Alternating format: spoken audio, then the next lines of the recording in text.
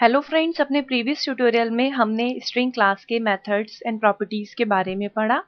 अपने आज के ट्यूटोरियल में हम उन मेथड्स और प्रॉपर्टीज को यूज करना सीखेंगे, जिसके लिए मैंने कुछ स्ट्रिंग्स लिए हैं। एक स्ट्रिंग ली है S1 नाम की, जिसमें मैंने जेम्स स्टोर करा दिया है। दूसरी स्ट्रिंग ली है S2 नाम की, जिसमें मैंने जेम्स की स्पेलिंग में थोड़े चेंजेस करके लिख दिया है। थर्ड स्ट्रिंग ली है S3 नाम की, जिसमें जेम्स का J कैपिटल में है। फोर्थ स्ट्रिंग है S4 नाम की, जिसमें मैंने C# is a great programming language ये लिखा है। एंड लास्ट स्ट्रिंग है मेरे पास S5, जिसमें मैंने स्टार्टिंग में कुछ स्पेसेस दिए, उसके बाद this is target text and then ending में भी कुछ स्पेसेस दिए। अब हम वन बाय वन करके इसकी प्रॉपर्टीज देखेंगे। कुछ यहाँ पे सबसे पहले मैंने लेंथ प्रॉपर्टी को यूज किया है। लेंथ प्रॉपर्टी को यूज करके आप अपनी स्ट्रिंग की लेंथ पता कर सकते हैं। आप पता कर सकते हैं कि इस दी गई स्ट्रिंग में कितने नंबर ऑफ कैरेक्टर्स हैं। इसके लिए सबसे पहले आप अपनी स्ट्रिंग लिखेंगे, डॉट का साइन लगाएंगे और लेंथ ये प्रॉपर्टी लिखेंगे। यहाँ पे लेंथ प्रॉपर्टी मैंने S1 स्ट्रिंग पे यूज की है। अब मैं अपने प्रोग्राम को पहले रन करती हूँ, तो आप देखेंगे हमें S1 स्ट्रिंग की लेंथ मिल रही है। हमें मैसेज मिल रहा है length of string S1 is 5। देखिए जेम्स में 1 2 3 4 5 ही कैरेक्टर्स हैं, इसलिए हमें इसकी लेंथ 5 मिली। इसके बाद अपनी नेक्स्ट प्रॉपर्टी देखते हैं। इसके बाद हमारा नेक्स्ट मेथड आता है कंपैरिजन। यहाँ पे हमने कंपेयर टू मेथड को यूज किया है।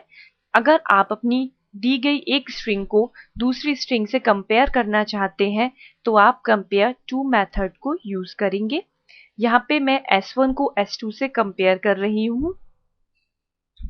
आप देखेंगे S1 और S2 में S1 स्ट्रिंग हमारी S2 से बड़ी कहलाएगी, क्योंकि J दोनों में कॉमन है। और उसके बाद आप देखेंगे S1 में A आ रहा है और S2 में M आ रहा है, और A हमारे अल्फाबेट्स में M से पहले आता है, इसलिए S1 हमारी S2 से बड़ी होगी। यहाँ पे आप देखेंगे हमें रिटर्न होके -1 मिलेगा।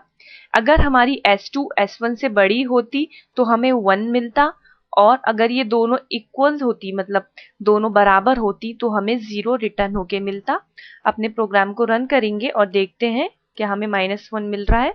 यहाँ सबसे पहले हमें लेंथ मिल रही है, उसके बाद मैंने एंटर किया तो आप देखेंगे नेक्स्ट मैसेज हमें मिला, comparison result for James and JMES वाला जेम्स इज -1। इसके बाद मैंने यहाँ इक्वल्स मेथड को यूज किया है, जो मैंने S1 और S3 के बीच में लगाया है। आप यहाँ एक बात ध्यान रखेंगे, इक्वल्स मेथड हमारा केस सेंसिटिव होता है। मतलब कि यहाँ पे आप देखेंगे स्पेलिंग दोनों की, मतलब S1 और S3 में जो जेम्स की स्पेलिंग है वो एक है, बस डिफरेंस इतना है कि यहाँ पे S1 में मैंने जेम का J कैप्स में लिखा है और S3 में जेम्स का J मैंने कैपिटल में लिखा है। अगर ऐसी सिचुएशन में मैं इक्वल्स मेथड को यूज करके इन दोनों की इक्वालिटी चेक करूंगी तो मुझे फॉल्स मिलेगा। इससे हमें समझ में आता है कि इक्वालिटी चेक के लिए हमें केस का ध्यान रखना होगा, और इक्वल्स मेथड हमें as a return type true या फॉल्स देता है। अब इसका रिजल्ट देखते हैं। आप देखेंगे हमें मैसेज मिला equality checking for James and James, जिसमें J कैप्स में है, रिटर्न्स फॉल्स। ठीक है, इसके बाद अब हम नेक्स्ट मेथड को देखेंगे। यहाँ अब मैंने टू लोअर मेथड को यूज किया है। टू लोअर मेथड को यूज करके हम अपनी दी गई स्ट्रिंग को लोअर केस में कन्वर्ट कर सकते हैं। यहाँ पे मैंने जेम्स, जिसमें J कैप्स में था, उसे टू लोअर मेथड की हेल्प से लोअर केस में कन्वर्ट कर लिया और एक नई स्ट्रिंग S6 में स्टोर करा लिया। उसके बाद फिर से मैंने S1 और S6 पे इक्वल्स मेथड अप्लाई किया, तो अब आप देखेंगे हमें अब ट्रू रिटर्न होके मिलेगा। एंटर प्रेस किया। अब आप देखेंगे नेक्स्ट स्टेटमेंट लास्ट में हमें equality checking for James and James returns true. यहाँ पे मैंने S3, जिसमें मेरे कैपिटल में एक अल्फ़ाबेट था उसे टू लोअर मेथड को यूज़ करके लोअर पार्ट में कन्वर्ट कर दिया, और अब मैंने इक्वल्स मेथड लगाया तो आप देखेंगे मुझे ट्रू रिटर्न होके मिला। इसके बाद अब हम स्प्लिट मेथड के बारे में पढ़ेंगे। मैंने आपको बताया था कि स्प्लिट मेथड की हेल्प से आप दी गई स्ट्रिंग्स को कैरेक्टर टाइप के एरे में कन्वर्ट कर सकते हैं। यहाँ पे हमने स्प्लिट मेथड को यूज करके S4 को वर्ड्स नाम के एरे में कन्वर्ट किया है। यहाँ पे आप देखेंगे मैंने एज अ पैरामीटर एक स्पेस दिया है, सिंगल कोट में स्पेस, मतलब कि इस स्ट्रिंग में जहाँ पे भी मेरा स्पेस जब आए मेरा एक नया एलिमेंट बन जाए। फॉर एग्जाम्पल ऊपर आते हैं, यहाँ मैंने S4 में लिखा था C# is a great programming language. इसमें C# एक एलिमेंट हुआ, स्पेस मिलते ही मेरा नया एलिमेंट शुरू हो जाएगा, इज मेरा सेकंड एलिमेंट होगा, अगेन स्पेस मिलके थर्ड एलिमेंट स्टार्ट होगा और ए मेरा थर्ड एलिमेंट बन जाएगा। इस तरीके से यहाँ पे हम स्पेस की हेल्प से अपने एलिमेंट्स को डिफरेंशिएट कर रहे हैं। फिर इसके बाद मैंने फॉर ईच लूप की हेल्प से अपनी इस एरे को प्रिंट करा दिया है। देखते हैं, मैंने रन किया प्रोग्राम को। यहाँ आप देखेंगे C# is a great programming language. C# हमारा फर्स्ट एलिमेंट है वर्ड एरे का, second element is a third, great fourth, programming fifth and language last one six element है। इसके बाद अब हम सबस्ट्रिंग मेथड के बारे में पढ़ेंगे। सबस्ट्रिंग मेथड को यूज करके आप अपनी दी गई स्ट्रिंग का कोई एक पार्ट एक्सेस कर सकते हैं।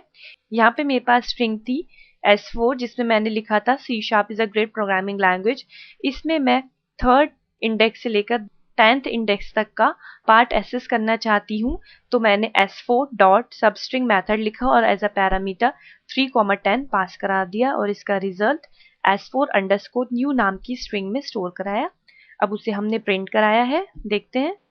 आप देखेंगे substring of S4 is a great हमारी C# is a great programming language का पार्ट है।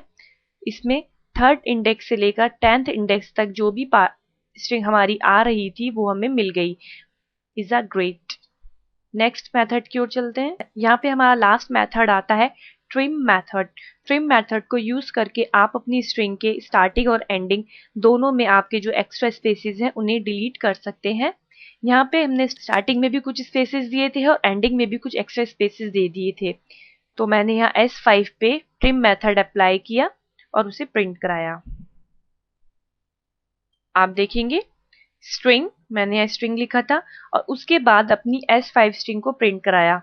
यहाँ पे स्टार्टिंग में कुछ स्पेसेस थे, फिर दिस इज टारगेट टेक्स्ट, ये हमारी स्ट्रिंग का टेक्स्ट था, फिर एंड में कुछ स्पेसेस थे, वो हो गया। उसके बाद हमने और क्या लिखा था, आफ्टर ट्रिमिंग इज, और उसके बाद S5 पे ट्रिम फंक्शन लगाने के बाद जो रिजल्ट आया है हमने वो प्रिंट कराया। तो आप देखेंगे this is a target string फिर से प्रिंट हुआ, पर यहाँ पे स्टार्टिंग में और एंडिंग में एक्स्ट्रा स्पेसेस नहीं रहे।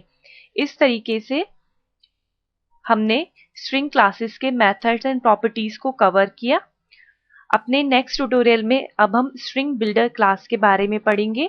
इसके ऑब्जेक्ट्स हमारे म्यूटेबल ऑब्जेक्ट्स होते हैं, मतलब कि अगर आप उन पे कोई भी ऑपरेशन परफॉर्म कर रहे हैं तो वो ओरिजिनल ऑब्जेक्ट पे ही रिफ्लेक्ट करते हैं। पर आज के लिए इतना ही, थैंक यू।